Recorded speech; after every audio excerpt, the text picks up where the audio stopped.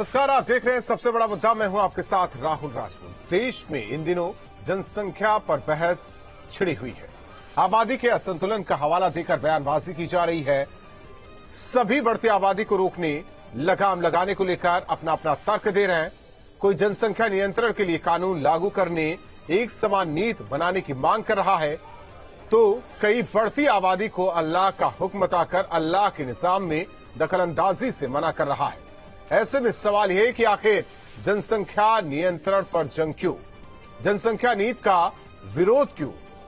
ऐसे में तमाम सवाल उठते हैं कि जनसंख्या नियंत्रण पर जंग क्यों, जनसंख्या नीति का विरोध क्यों, पॉपुलेशन कंट्रोल के लिए आखिर पॉलिसी कब तक, देश में समग्र जनसंख्या नीति की क्या जरूरत अब आ गई है, आबादी में असंतुलन देशों में क्या विभाजन का एक बड़ा कारण भी है। इन तमाम सवालों के साथ मेहमानों से करेंगे चर्चा, लेकिन उससे पहले दिखाते एक रिपोर्ट।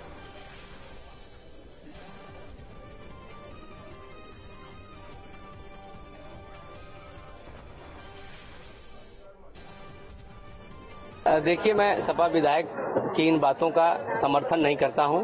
सरकार अपने पक्ष में जनता के लिए योगी जी की जितना कर सकती है कर रही है, लेकिन बढ़ती हुई जनसंख्या हमारे लिए अभिशाप है। जैसा कि आप देख पा रहे हैं, सारे लोगों को सुविधा सरकार द्वारा दिया जा रहा है, लेकिन यदि जनसंख्या वृद्धि लगातार होती रहेगी तो सबके तक सुविधा पहुंचा पाना मुश्किल है। अगर सरकार की सोच है कि जनसंख्या नियंत्रण हो तो ये बहुत ही अच्छी सोच है। और दूसरी बात की, अगर ये कह रहे हैं सपा नेता कि ये मुस्लिम को टारगेट किया जा रहा है, तो उनकी ये बहुत ही गलत सोच है। और जो अगर जनसंख्या नियंत्रण होगी तो हमें उतनी अच्छी सुविधाएं मिलेंगी, और जितनी जनसंख्या होगी उतनी कम ही मिलेंगी। मैं कहना चाहूँगा कि जनसंख्या नियंत्रण नीति सभी के हित के लिए है, और सरकार के द्वारा जो फैसला लिया गया है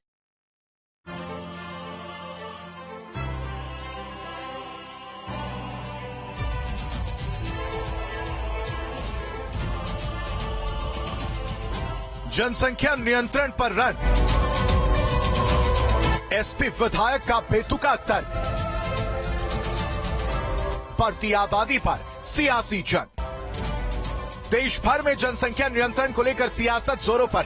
संघ प्रमुख मोहन भागवत के जनसंख्या नीति तैयार करने के बयान पर आरोप प्रत्यारोप का दौर शुरू हो गया है। इस बीच एसपी सांसद शफीकुर रहमान बर्क के पोते और विधायक जियाउर रहमान बर्क पूरे मसले पर अनोखा ज्ञान देते नजर आए। उनके मुताबिक बच्चे पैदा करना अल्लाह का हुक्म है, जिसे नकार नहीं सकते। हमारे मुस्लिम इस्लामी लीगल के हिसाब से एक चीज है कि अल्लाह का हुक्म है। हो सकता है मेरी बात को लोग दूसरी तरह से लेंगे, लेकिन जो है मैं अपने हक की बात कह रहा हूँ कि अल्लाह ने एक बनाया, जब दुनिया बनाने से पहले तमाम रूहें बना दी है, रूहें पैदा करती हैं, और वो रूहें शक्ल में बॉडी में तैयार जरूर करनी है, तो उसको आप अल्लाह के निज़ाम में कोई दखलंदाजी नहीं कर सकते। अगर आप वो करना चाहते हो, सिर्फ वो जनसंख्या नियंत्रण से आप सीधे सीधे ये कहिए ना कि आप इन लोगों को जो सुविधाएं वो नहीं दे सकते उनको, इसलिए आप इस टाइप के मुद्दों को करना चाहते हैं। सुना आपने, एसपी विधायक किस तरह अपने बेतुके तर्कों के जरिए जनसंख्या नियंत्रण का विरोध कर रहे हैं। वहीं जियाउर रहमान बर्क के बयान पर संत समाज ने नाराजगी जताते उनकी मानसिकता पर सवाल उठा दिया। जनसंख्या से हर व्यक्ति को परेशानी है, ये नहीं कि हिंदू हो चाहे मुसलमान हो, लेकिन यह देश संविधान से चलता है। सरकार को तत्काल प्रभाव से तुरंत ऐसे चीजों पर बैन करके और सख्त से सख्त कानून लाकर तत्काल इनको वोट देने का अधिकार खत्म, सरकारी सुख सुविधा देना बंद। अभी ये राइट टाइम हो जाएंगे। मानसिक स्थिति, मानसिक संतुलन खराब हो गया है, इसीलिए ऐसे अनाप शनाप बयान दे रहे हैं। लोग कहते हैं हम दो हमारे दो होना चाहिए। अगर जनसंख्या नियंत्रण कानून पे ऐसा कोई बिल नहीं लाते हैं तो आने वाले समय में भारत की स्थिति बहुत भयावह हो सकती है। केवल संत समाज ही नहीं, बल्कि वीएचपी ने भी बेतुके तर्क को लेकर एसपी विधायक पर निशाना साधा और सरकार से जल्द कानून बनाने की मांग की। समाजवादी पार्टी की, उनके सांसदों की, उनके विधायकों की पूरी सोच तुष्टीकरण और सांप्रदायिकता से भरी हुई है। जब भी जनसंख्या की बात होती है विपक्षी दल इसको धर्म से और एक विशेष समुदाय से जोड़ देते हैं। बढ़ती हुई जनसंख्या सिर्फ सरकार की नहीं बल्कि समाज की चिंता है। देखो, एक जिहादी समुदाय इस देश में है जो केवल जिहाद को पवित्र मानता है, और जिहाद में ये है कि आप दुनिया में जितने लोग हैं सबको आपने इस्लाम में लाना है, मुसलमान बनाना है। बर्क और ऐसे लोग बहुत सारी बात करते रहते हैं। तो फिर ये क्यों कहते हैं कि हमें नंबर 2 माना जाता है? यानी दुनिया का एकमात्र देश ये है जहाँ का बहुसंख्यक समाज समान नागरिक कानून की बात करता है। बढ़ती आबादी को लेकर संघ हमेशा मुखर रहा है। कुछ दिन पहले संघ प्रमुख ने जनसंख्या विस्फोट पर चिंता जताते हुए जनसंख्या नीति तैयार करने और सभी समुदायों पर समान रूप से लागू करने की मांग की थी। साथ ही अभी हाल में ही प्रयागराज में संघ की बैठक में भी बढ़ती आबादी पर संघ नेताओं का तल्ख रुख दिखा। ऐसे में इस पूरे मसले पर जारी बयानबाजी से सवाल यही कि आखिर जनसंख्या नियंत्रण पर जंग क्यों, जनसंख्या नीति का विरोध क्यों? Team news state. और मेहमान जुड़ चुके हैं हमारे साथ सबसे बड़ा मुद्दा में। सबसे पहले परिचय करवा दी यतिमा चेतनानंद जी, जो कि हिंदू धर्म गुरु हमारे साथ जुड़े। आनंद दुबे, प्रवक्ता बीजेपी, डॉक्टर पवन राव, प्रवक्ता AIMIM, हाफिज नूर साहब जो कि मुस्लिम धर्म गुरु हैं और प्रदेश अध्यक्ष मुस्लिम पर्सनल लॉ बोर्ड है, और इसके अलावा मोहम्मद अतीक जो कि राष्ट्रीय सह सचिव मुस्लिम लीग। और शुरुआत मोहम्मद अतीक जी आपसे ही करना चाहते हैं। देखिए, संसाधन सीमित है, लेकिन जब आबादी बढ़ती है तो स्थितियां कुछ और होती हैं। बेहतर तरीके से समझा जा सकता है कि ये सरकार का विषय नहीं है, ये समाज का विषय है। इसे सभी को मिलकर तय करना होगा, किसी धार्मिक चश्मे से नहीं देखना चाहिए जो कि देखा जाता है।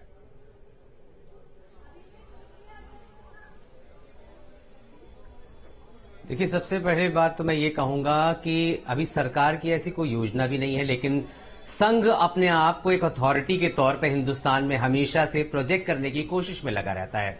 जबकि संघ कह रहा है कि आबादी का संतुलन होना चाहिए, लेकिन मैं आपको बता दूं कि 2005 में के सुदर्शन ने एक बयान दिया था, उसमें यह कहा था कि हिंदू कम से कम 3 बच्चे पैदा करें और ज्यादा से ज्यादा बच्चे पैदा करें, और उसको कहा था कि किसी भी 1 या 2 बच्चों के ट्रैप में न फंसें। अगर सरकार 1 और 2 बच्चों की पॉलिसी लाती है तो सुदर्शन साहब उसको ट्रैप कह चुके हैं। तो लिहाजा आरएसएस का जो मौकिफ है, आरएसएस का जो मानना है, वो डबल स्टैंडर्ड का है। मुसलमानों के लिए वो कुछ और कहती है, हिंदुओं के लिए वो कुछ और कहती है। देखिए, सरकार, सोशल लोग, हम लोग सारे मिलकर इस बात को तय कर रहे हैं तो बहुत अच्छी बात है, लेकिन आरएसएस अथॉरिटी नहीं है, नहीं है, नहीं है। आरएसएस की एक भी बात नहीं मानी जाएगी, क्योंकि आरएसएस के लोग मुसलमानों को दबाने की कोशिश करते हैं। उनको यही लगा रहता है कि मुसलमान ज्यादा हो जाएंगे, हिंदू कम हो जाएंगे, जबकि ऑलरेडी हमारे हिंदू भाई कई करोड़ ज्यादा हैं। अगर मुसलमान 1-1 बच्चा भी पैदा करेंगे तो हिंदुओं के बराबर नहीं पहुंच पाएंगे।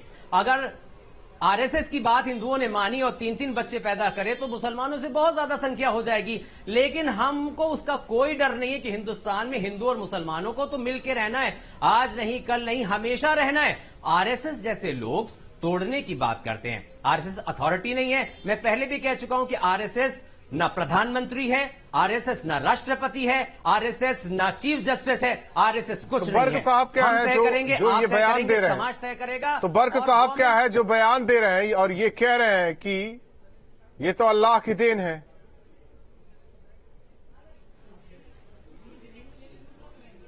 देखिए, मैं ये कह रहा हूं कि बर्क क्या कह रहे हैं, ये बर्क उसका जवाब देंगे। उनका जो इस्लामिक अकीदा है वो सही है कि अल्लाह ताला ने जितनी भी रूहें बनाई हैं वो तो पैदा ही होंगी।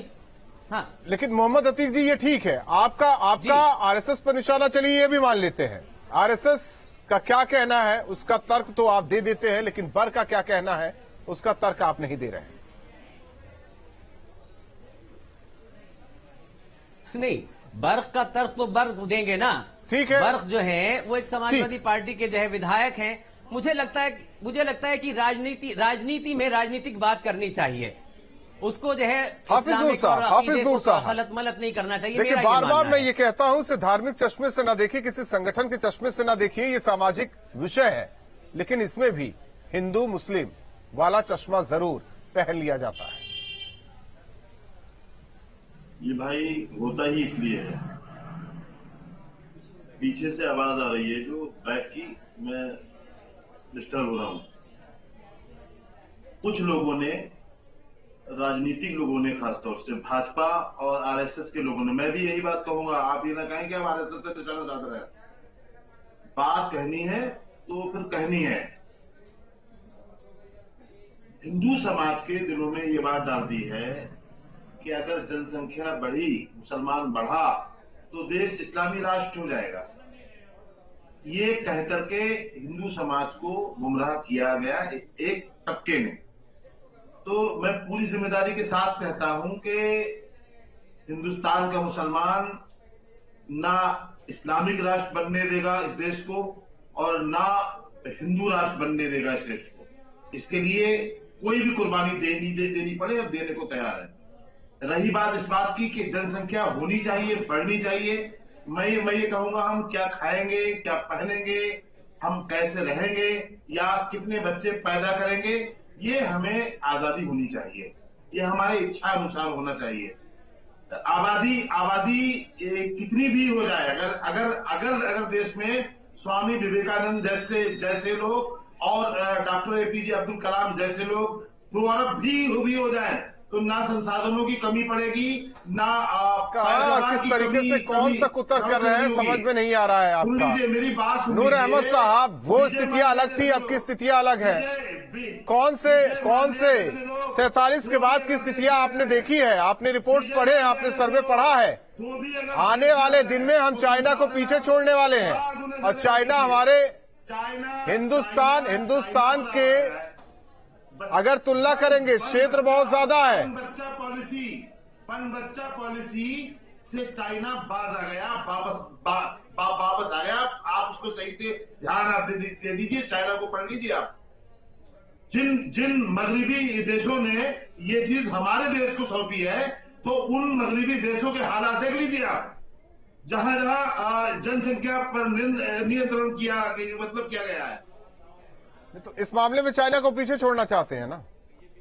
चाइना खुद परेशान हो गया। जनसंख्या नियंत्रण की जो पाबंदी की है उसने नियंत्रण किया है। उसने बन बच्चा पॉलिसी लाया है वो, तो उससे परेशान है वो। ठीक, सरकारों को तंजीमें बना करके लोगों ठीक है।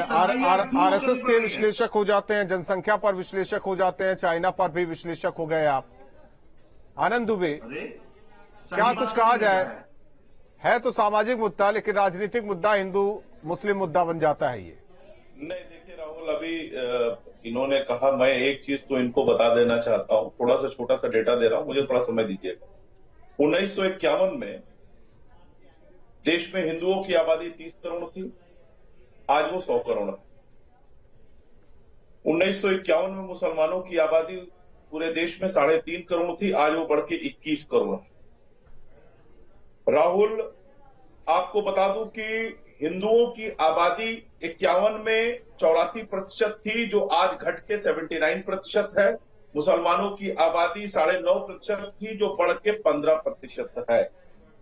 हिंदुओं की जो जनसंख्या बढ़ी है, जो आबादी बढ़ी है 1951 से 2020 के बीच में, वो 259% है, और मुसलमानों की जो बढ़ी है वो 485% है। आज भी सभी धर्मों में सबसे ज्यादा जो प्रजनन दर है वो मुसलमानों का ही है, 2.36% के आसपास। एक विषय।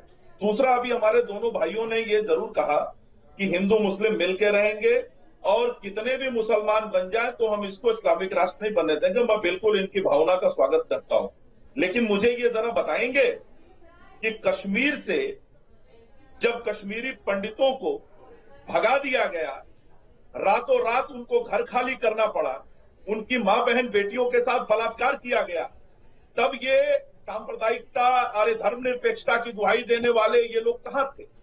ये छोड़ दीजिए, ये तो खैर पुराना उदाहरण है।